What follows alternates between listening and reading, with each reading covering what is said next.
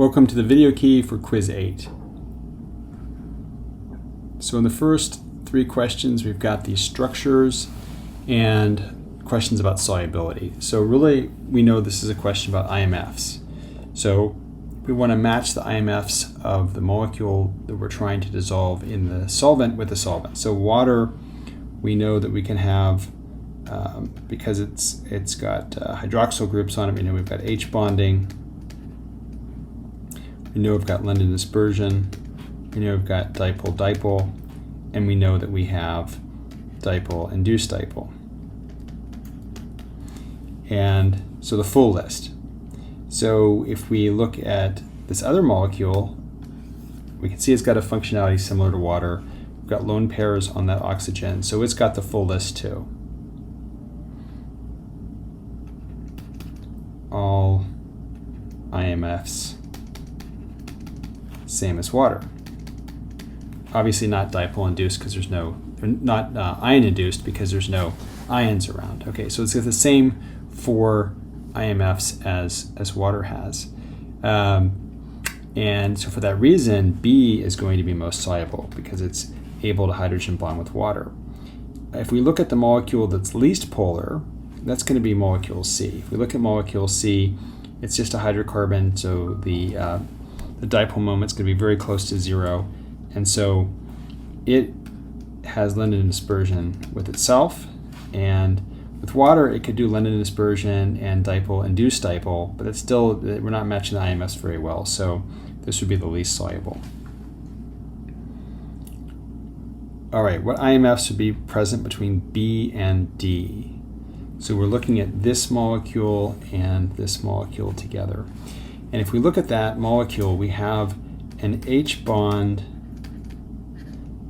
acceptor right here. So if you have an oxygen, fluorine, or nitrogen with lone pairs on it, that is an H bond acceptor. And we've got an H bond donor in the form of that hydrogen atom because it's a hydrogen directly attached to an oxygen, fluorine, or nitrogen. So for that reason, we could form a hydrogen bond between those two molecules. So we definitely have hydrogen bonding. The first molecule has a dipole moment and the other one does not, so we have dipole-induced dipole. Because the second one does not have a dipole moment, this hydrocarbon molecule C, we can't do dipole-dipole. There's no ions around, let's get rid of that. We always have London dispersion, so those 3 would be present between those 2 molecules. What's the sign of delta H for this process? So here we have a process, notice we're forming ionic bonds. So we'll write that, forming ionic bonds. And we're not breaking any bonds. So we'll just say breaking no bonds. So it costs energy to break bonds, but we're not breaking any bonds, and so we don't have to worry about this. But we're forming bonds. Forming bonds releases energy, so we know that this is going to be an exothermic reaction. Suppose you mix water at 100 degrees C with water vapor at 50 degrees C, 150 degrees C. What parameters do we need to find the mass of vapor at equilibrium? So doing this, we should start by drawing our temperature heat plot. So we've got gas, we've got liquid, we've got solid, and we know that means that this is Tm and this is Tb. And so now we look and see where we started. Well, the water, we have liquid water, but it's at the boiling point already, so that's this point. We have water vapor, but it's above the boiling point, that's this point. So we're going to have 2 processes because the temperature is different. So we are going to have, because the temperature is different, we're going to have a heat transfer. So notice in this first one, we're not changing the temperature. The heat would be the number of moles of water that condenses times the heat of vaporization. That's how much heat we're going to put in, however many moles condenses, that vaporizes. And over here, we're changing temperature. So we're going to have an MCAT term, but notice it's the mass of vapor times the specific heat of the vapor times delta T for the vapor. So we're going to need to look up the specific heat of water vapor, and we're going to need to look up the heat of vaporization. Those are the only two parameters we would need. Salt's quite soluble in water. What's the value of its KSP? So if we're just going to use an example of sodium chloride, the KSP is the equilibrium constant for that salt dissolving. So that would be the concentration of sodium at equilibrium times the concentration of chloride at equilibrium. And for soluble salts, these are high concentrations. And so the KSP is going to be a big number. So we'll put more than 1 here. If you have a salt that's insoluble, at equilibrium, these numbers can be tiny. They can be micromolar or millimolar. So you're going to end up with a KSP that's less than 1. All right, we've got 2 acids. And both of these acids were making solutions in water, and we're given that the solution of the methyl aranoic acid is stronger. But does that mean that there's more hydrogen ion that is formed? So really what this question is asking is, are these weak acids or strong acids? So we know strong acids like hydrochloric acid, as soon as you put them into water, they break up completely into hydrogen ion and the anion. So strong acids would be, I'll make a list of strong acids, would be, we've got hydrochloric acid, hydrobromic acid, hydroiodic acid, nitric acid, and sulfuric acid. And I forgot one more, perchloric acid. So these are the ones that are on the list of required strong acids that you were meant to memorize in 124. By process of elimination, just assume all the other acids you'll see this year are going to be weak. And weak acids are different. They're going to have an equilibrium between the ionized form and the form that isn't ionized. And so to find out the concentration of hydrogen ion, we need an equilibrium constant. We need a Ka.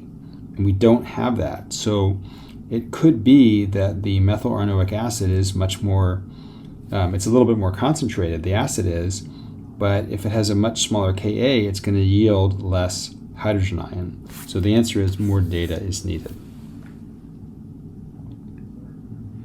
Which species is the best oxidizing agent? For this question, we're going to need to look at our list of reduction potentials.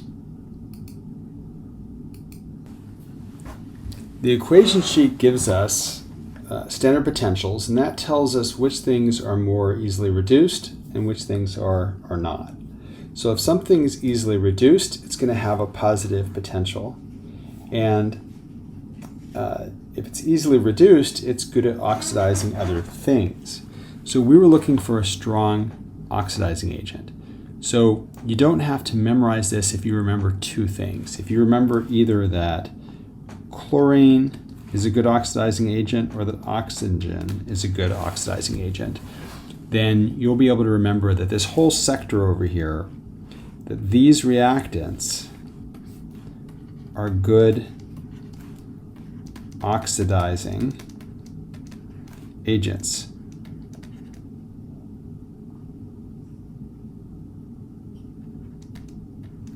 And being a good oxidizing agent doesn't mean that you're good at getting oxidized. It means you're good at getting reduced, right? It's a positive potential. It's a favorable equilibrium for those things to get reduced. So when they're oxidizing agents, that means they're oxidizing something else. So chlorine can oxidize some other chemical, and in the process, it itself gets reduced.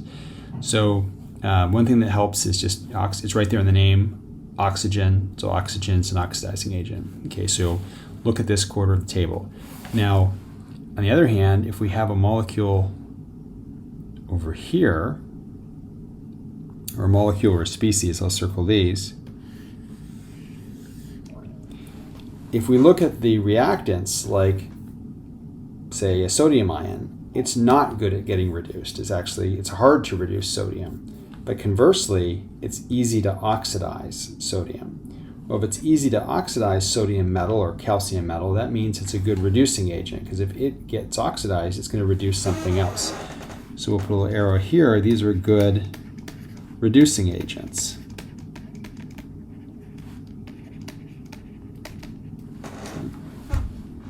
So you can see there's sort of like mirror images. Okay, so make sure you understand that an oxidizing agent is a reactant in a reaction, and if it is going to be a good oxidizing agent, it has to itself get reduced, and that would be this quadrant up here.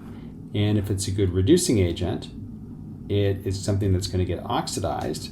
So while this reaction as drawn, this forward reaction over here, is not favorable, the reverse reaction where a sodium or a calcium or a barium gets oxidized, that would be favorable. So if it gets oxidized, it's a good reducing agent. Okay, so let's go back to our question. Our question was calcium, or rather cobalt and copper ions. So if we look at this, cobalt is up here and copper is over here.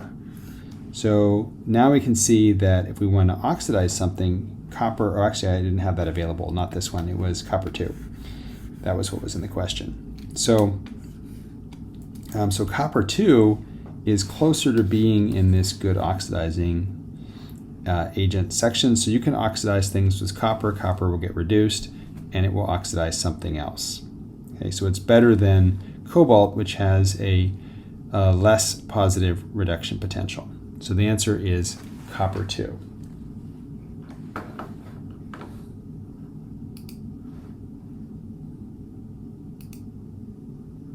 All right, so copper 2 is our better reduction, or better oxidizing agent. It's better at getting reduced itself. Okay, a reaction has a delta G standard that is positive. What does that mean? So we know we can link delta G standard to E standard. So this is not a very good reaction. Delta G standard is positive, so K is going to be less than 1, but also it's going to have a standard potential that is less than 0. So at equilibrium, we have a lot of reactants, not products, and the standard potential of the cell would be negative. All right, we want to protect chromium from corroding when it's left in the rain. Which metals could be attached to the chromium to protect it? So we want something, we need a sacrificial anode,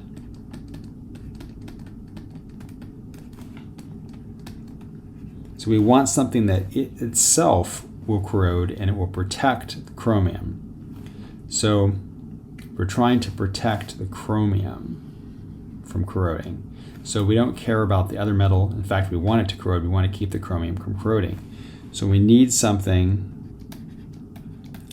we need an easily oxidized metal.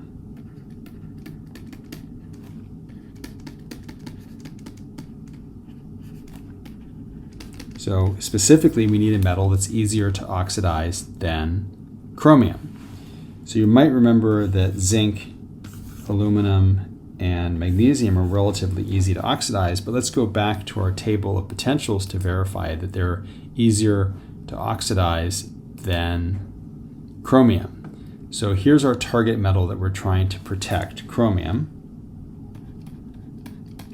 And if we look, the choices were zinc and aluminum and magnesium. So notice all of those metals have a more negative reduction potential than chromium. Okay, zinc a little bit, but the other one's quite a bit. All of these will be enough that if we had put a wire between the zinc and the chromium, or the aluminum and the chromium, it's going to be the more active metal that corrodes, and the chromium will not corrode.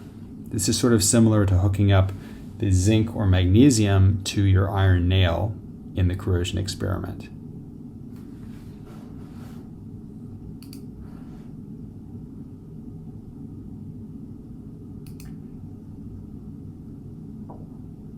Okay, copper and silver wouldn't work because they're harder to oxidize than chromium. So if we hook them up to the chromium, it would be the chromium that would corrode and not the copper or silver. A reaction has delta G that's positive. So this is a mirror image of that other question. Delta G for a reaction is equal to negative NFE, and delta G standard is equal to negative NFE standard. So just as there's a linkage between Gibbs standard and potential standard, there's also a relationship between Gibbs non-standard and potential non-standard. So if delta G is positive, that means that E is going to be negative.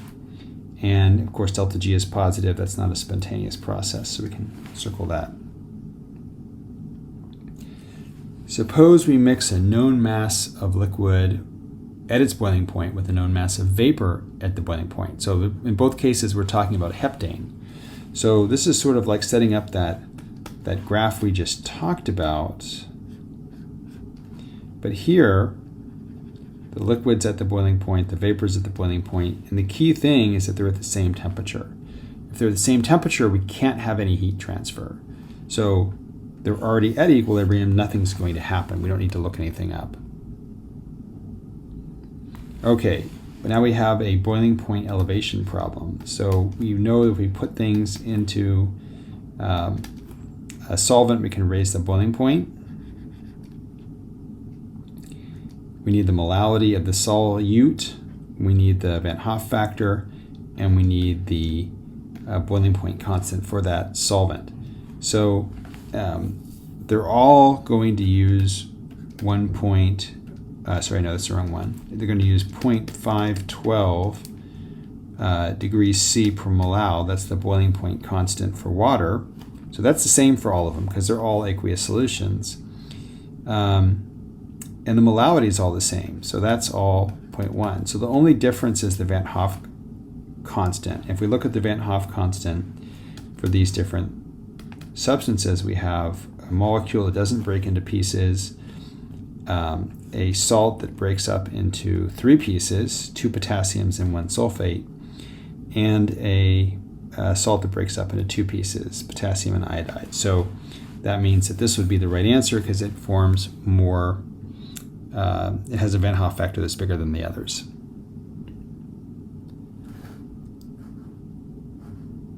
Okay, so for this next question, these are the Chatellier principle questions because we're looking at an equilibrium and then we're perturbing it.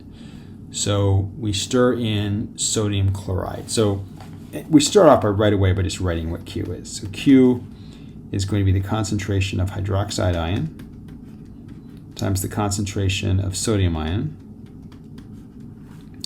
all over, well, if we look at the reactants, it's solid, so we don't even have to write it. We could write it if we want. It has an activity of 1. So if we can affect either one of those concentrations, then we're going to affect this. Well, by putting in sodium chloride, we're adding in, we're increasing this concentration, and so that's going to make Q temporarily too big. And we know what's going to happen. If we have K equilibrium and K is smaller than Q, the reaction is going to go to the left. We're going to precipitate out some sodium hydroxide. And so the mass of sodium hydroxide, of solid sodium hydroxide, is going to increase. If we start off at equilibrium and we add more water, both concentrations are going to go down. Well, if both concentrations go down, that's going to make Q smaller. So K equilibrium is going to be greater than Q, and the reaction is going to react to the right. We're going to get rid of reactants and make products, so the mass of solid sodium hydroxide is going to decrease. And the last one, we raise the temperature. Now here we're not changing Q, we're changing K. So remember that the log of K is equal to minus delta H over R times 1 over T plus delta S over R. And so here we said that delta H is negative. So if we did a plot of the log of K equilibrium versus 1 over T, since delta H is negative, a negative delta H over R is going to be a positive number. So we're going to have a positive slope. And that means if we look at the high temperature region, since this is a reciprocal plot, the high temperature region, because we talked about raising the temperature, right? So we're going to go this way, since it's a reciprocal plot that's raising temperature. So moving that way along the curve is moving down. Your K is going to get smaller. So now your K is temporarily smaller. So if your K is smaller than Q, you're going to react to the left. You're going to precipitate out some solids. So the amount of solid is going to increase.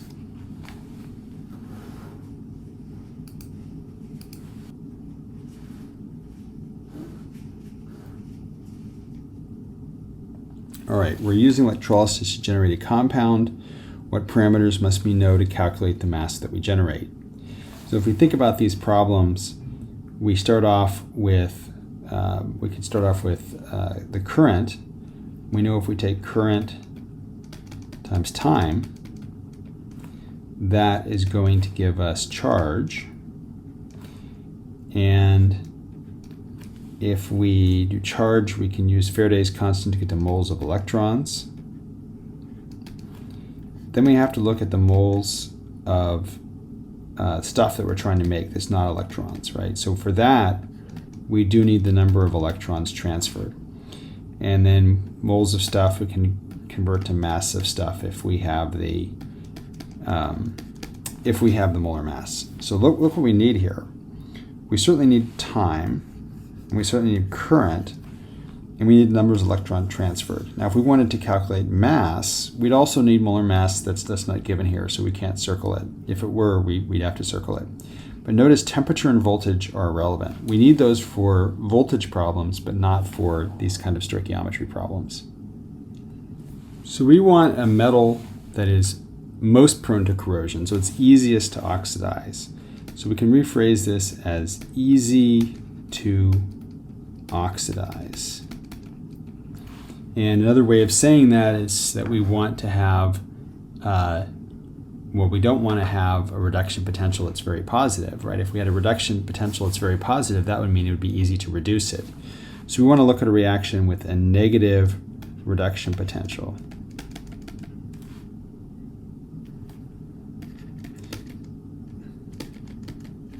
Okay, so we're going to go and look at our tables of potentials. So we've got chromium, copper, iron, nickel, and silver. If we go to the equation sheet, you can see, I guess I'll use triangles this time. We're looking for a number that's down here. We don't see any of those metals here until we get here. So we had chromium, was one of the ones we were looking at. We were looking at nickel. We had silver, and we know silver is way over on this other side, so that's going to be not as easy to oxidize. We had iron. So the one that was most easy to oxidize that was on that list was chromium.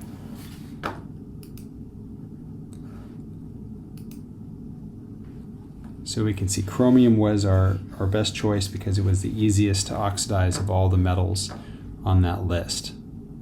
Okay, it was lower down, it had a more negative reduction potential. All right, we build a voltaic cell using reaction below. We run this cell for a long period of time. What happens to the voltage? So remember that voltage is given by the standard voltage minus RT over NF log of Q. So what matters is what happens to Q as a function of time. So we write our expression for Q, it would be concentration of magnesium ions over the concentration of oxygen to the 1/2 over the concentration of hydrogen ion squared. Okay, so as time passes, what's happening? We're using the reaction, and so we're taking the reactants and we're turning them into products. So that means the concentration of magnesium ions is going to go up, the concentration of these other ions is going to go down. So, or other chemicals.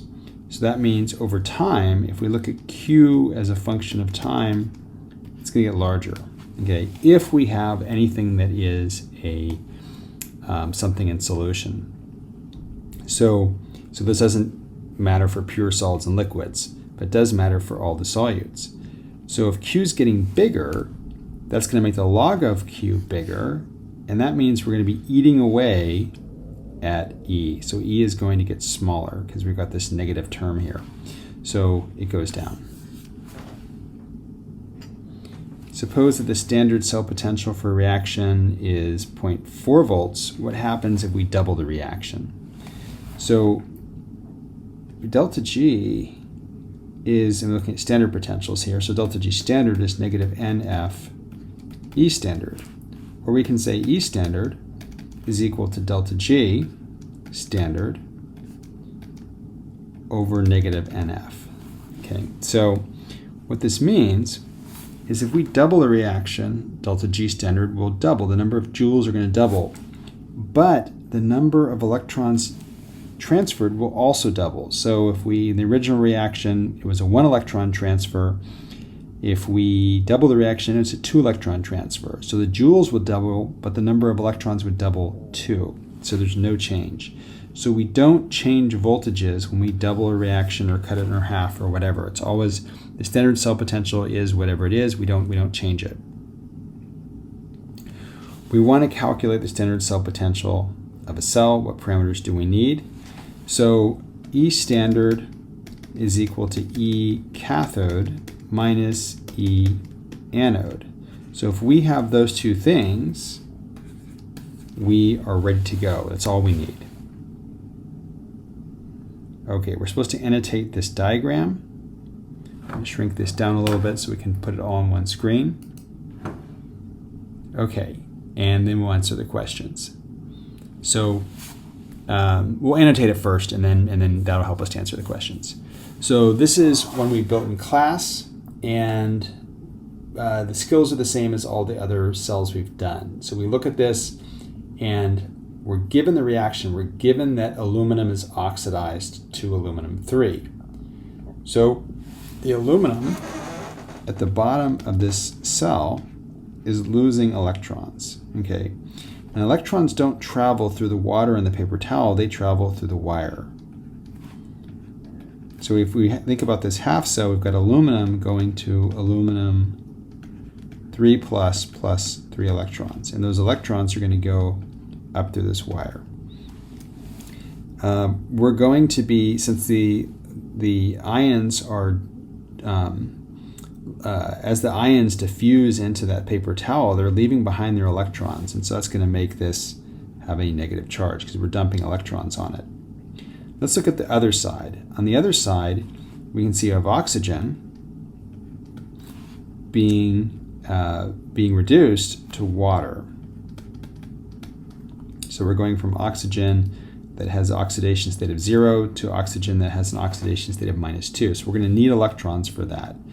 And we can actually, if we wanted to, we could break this down into a half reaction. We could write the whole thing. We can say we have 3 oxygens, we have 12 H+, and we've got 6